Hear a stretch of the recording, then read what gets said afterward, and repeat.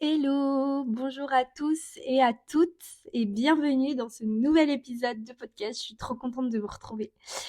Pour ceux qui ne me connaissent pas, eh bien, je m'appelle Annie, je suis praticienne en tirage de cartes, passionnée par tout ce qui touche à l'intuition, au développement personnel et à la compréhension de soi, aux relations humaines, aux hommes, aux femmes. Donc, si vous découvrez ce podcast aujourd'hui, je vous invite à vous abonner pour ne manquer aucun épisode. On va parler de spiritualité avec ouverture d'esprit, mais aussi avec beaucoup de recul et de discernement. Aujourd'hui, j'avais envie justement d'aborder un sujet qu'on m'a très souvent posé concernant les tirages de cartes. Est-ce que tout le monde peut tirer les cartes? Est-ce qu'il faut avoir un don? Quelles sont les limites? Comment éviter de tomber dans certaines dérives et surtout comment garder son libre arbitre et son discernement. Et j'avais envie de vous partager mon expérience personnelle, mon cheminement, mes réflexions et même peut-être aussi vous apporter un regard un peu différent sur ce sujet. Alors, je te laisse t'installer si tu es en voiture, si tu es peut-être dans les transports, si tu es chez toi. En tout cas, installe-toi confortablement et c'est parti. Alors, mon histoire. Euh, pour comprendre mon rapport aux cartes aujourd'hui, on va revenir un peu en arrière. Je suis issue d'une famille extrêmement cartésienne. Ma maman était psychologue, mon papa était professeur de maths. Et autant vous dire que j'ai grandi avec une éducation où tout devait avoir une explication rationnelle. Chez nous, lorsqu'une question se posait, on cherchait la réponse dans la science, la psychologie, les faits. Et honnêtement, j'en suis très reconnaissante aujourd'hui parce que ça m'a appris à développer mon esprit critique. Alors que pourtant, très jeune, j'étais fascinée par ce qu'on pourrait appeler le monde invisible. J'avais des copines qui me racontaient qu'elles avaient vu des fantômes, qu'elles ressentaient des présences, qu'elles vivaient des phénomènes qu'on peut qualifier de paranormaux. Et moi, j'étais très intriguée dès mon plus jeune âge. Mais je pense qu'en fait, il y a une partie de moi aussi qui s'était renfermée sur ce sujet. En fait, c'est comme si j'avais intégré cette idée que tout devait pouvoir être expliqué scientifiquement. Donc, j'observais plutôt de loin, avec curiosité, mais sans vraiment m'autoriser. J'ai acheté quand même mon premier oracle, et ça a été vraiment ça a été un véritable tournant quand j'ai rencontré le papa de mes enfants. Sa famille avait une approche totalement différente de celle dans laquelle j'avais grandi et ça a réveillé vraiment encore plus ma curiosité. Donc j'ai commencé à creuser à ce moment-là, j'ai commencé à lire, je me suis renseignée aussi sur plusieurs sujets et en fait un jour, je me suis acheté mon premier oracle qui était l'oracle G. Je me souviens de cette période comme si c'était hier. Je me faisais absolument pas confiance. J'avais besoin du livret. Je me souviens, je regardais page par page. J'essayais d'apprendre par cœur les cartes. Quand il y avait les cartes, je regardais le livret. Alors ça veut dire ça. Je regardais chaque signification. Je suivais les explications à la lettre. Et puis à un moment, je me suis dit, je vais m'entraîner sur des amis. Au début, c'était surtout pour découvrir, pour comprendre, pour expérimenter. Et en fait, quelques mois plus tard, il y a certaines personnes qui sont revenues vers moi en me disant Annelise, ce que tu m'avais annoncé s'est réellement produit. Et là, je vais être honnête avec toi, j'étais la première surprise. Je me demandais, mais comment c'est possible? Je cherchais encore une explication rationnelle. Je voulais tout comprendre. Je me suis jamais réveillée un matin en me disant que j'avais un don, ça y est, wouh. Non, au contraire, j'étais surtout la première sceptique de l'histoire. Et en fait, avec le temps, j'ai réalisé quelque chose qui était extrêmement important. C'est que plus je voulais contrôler, moins ça fonctionnait. Et plus je travaillais sur moi-même, plus je travaillais sur moi-même, plus je développais une forme de confiance intérieure. Et c'est là où j'ai commencé à apprendre à lâcher prise, à ne pas chercher à tout comprendre tout de suite, à accepter que certaines choses puissent être simplement des ressentis. Et je crois sincèrement que c'est là que mon intuition a commencé à prendre davantage de place. Pas parce que quelque chose d'extérieur est apparu, mais parce que j'ai cessé, en fait, de faire taire cette petite voix intérieure qu'on a tous, finalement. On va parler du fait de est-ce que tout le monde peut tirer les cartes. Pour moi, c'est probablement la question que l'on me pose le plus, et ma réponse est oui. Je pense sincèrement que tout le monde peut apprendre à tirer les cartes, parce qu'avant, comment? Parce qu'avant toute chose, ce sont des cartes, ce sont des symboles, des images, des archétypes, des outils de réflexion. Mais en fait, il faut faire attention parce que ça ne veut pas dire que tout le monde va les utiliser de la même manière. C'est comme pour apprendre à jouer du piano ou à cuisiner, certaines personnes auront des facilités naturelles, d'autres devront pratiquer davantage. Et surtout, il y a une énorme différence entre tirer quelques cartes et accompagner quelqu'un avec responsabilité.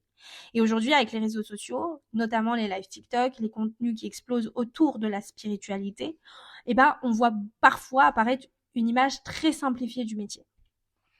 Comme si tirer les cartes, en fait, consistait simplement à retourner quelques cartes et donner donner une réponse et que c'était facile. En fait, la réalité, elle est beaucoup plus complexe et ça demande beaucoup de travail, de l'expérience, de l'humilité, ne pas donner de jugement, une connaissance des symboles, une capacité d'écoute qui est extrêmement importante et surtout énormément de discernement. Donc, si on a tous un don, pour moi, je crois que oui. Parce que, et encore une fois, c'est mon avis, tu vois. C'est pas, ma vérité n'est pas la vérité de tout le monde. Là, je vous apporte vraiment mon point de vue aujourd'hui. C'est que pour moi, c'est oui. Parce que, on parle de dons. Quand on parle de dons, on pense tout de suite à la médiumnité, à la voyance et aux capacités spirituelles. Pourtant, je crois profondément que chaque être humain possède des aptitudes naturelles. Certains ont un talent pour la musique, d'autres ça va être l'enseignement, les maths, d'autres ça va être la cuisine, l'écriture, la peinture, le sport, voilà. Il y a d'ailleurs ça me fait penser à un psychologue américain qui s'appelle Howard Gardner, si mes souvenirs sont bons, et qui avait développé en fait la théorie des intelligences multiples. Il expliquait que l'intelligence ne se résume pas à une seule forme de capacité, qu'il en existe différentes manières et il y a plein d'autres manières d'être doué. Il y a différentes formes de talent. Les neurosciences montrent également que notre cerveau se développe avec l'expérience et la pratique. Ça veut dire que certaines prédispositions existent, mais elles se cultivent. Et je trouve qu'en fait, cette vision, elle est très intéressante parce qu'elle nous rappelle que chacun possède quelque chose à offrir au monde. Notre mission n'est pas forcément de devenir voyant ou médium, elle peut être d'inspirer, de créer, d'aider, d'enseigner ou de transmettre. J'ai eu aussi comme question, est-ce qu'on peut se tirer les cartes à soi-même? Alors, pour moi, c'est une question assez délicate. Parce que je dirais que ma réponse, elle est quand même oui, mais avec prudence. Parce que lorsqu'on se tire les cartes pour soi-même, on est très rarement totalement neutre. Parce qu'on a des attentes, on a des peurs, on a des espoirs, on a des projections. Et souvent, sans s'en rendre compte, en fait, on va chercher dans les cartes la réponse qu'on a envie d'entendre. Et c'est là que ça peut être un cercle vicieux parce que on va tirer une fois et puis après on va se retirer une carte, des cartes une deuxième fois, une troisième fois et puis en fait des fois 10 parce qu'on n'est pas satisfait de la réponse, parce qu'on cherche à se rassurer, parce qu'on veut contrôler aussi notre avenir, alors que les cartes en fait ne devraient pas devenir une dépendance émotionnelle. Je pense qu'il faut déjà avoir développé un énorme lâcher prise pour pouvoir se tirer les cartes régulièrement sans tomber dans ce piège. Et je vais parler du pilier essentiel pour moi, c'est le discernement. Parce que si je devais retenir un seul mot aujourd'hui, ce serait celui-là. Le discernement, c'est vraiment cette capacité à garder du recul, à pas prendre tout ce que l'on entend comme une vérité absolue, à continuer à réfléchir par soi-même. Et quand je réalise un tirage, je rappelle toujours à la personne qu'elle conserve son libre arbitre, toujours. Parce que les cartes, elles ne décident pas à votre place. Oui, il y a des choses qui sont prédisposées, ok, mais elles n'annulent pas votre capacité à choisir. Admettons, je vais tirer les cartes, je vais voir quelque chose, la personne en face, ça veut pas dire que je vois ça, que tu dois faire ça. Non, c'est des conseils. C'est si tu vas dans ce chemin-là, il y a ça. Et puis si moi je vois ça, il y a ça. Mais encore une fois, la personne a son libre arbitre. C'est comme les tirages sentimentaux. Quand on me demande suite à une rupture amoureuse, etc., s'il va y avoir un retour, même si, admettons, oui, je peux voir le retour ou des fois non, la personne en face a son libre arbitre. Je ne suis pas, je n'influence pas et on ne peut pas influencer son état d'esprit et ce qu'elle décide de faire. Et où est-ce que je voulais en venir? Ça y est, je me perds. Les cartes, voilà, peuvent mettre vraiment en lumière notre énergie, une possibilité, mais elles vont jamais remplacer les décisions que vous allez prendre ou que les personnes en face vont prendre. Ça me fait penser d'ailleurs à ce philosophe Edgar Morin, qui parlait souvent de l'importance de la pensée complexe et de la capacité à éviter les certitudes absolues et à accepter la nuance.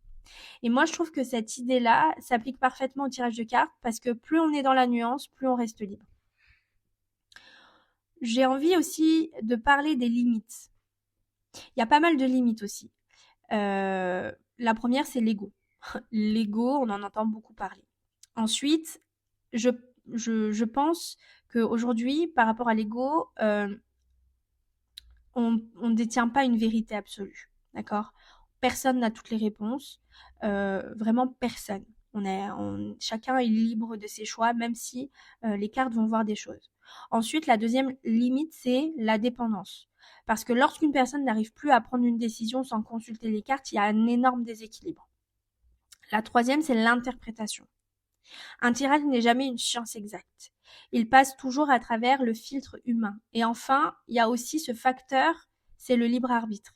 Parce qu'entre aujourd'hui et demain, tu peux prendre, comme je te disais tout à l'heure, une décision qui va changer totalement la direction de ta vie. Donc ça veut dire qu'après, je vais te refaire un tirage, effectivement, il y aura d'autres choses qui vont apparaître et qui vont changer. Et cela, ce libre arbitre, il n'y a aucune carte qui peut l'annuler.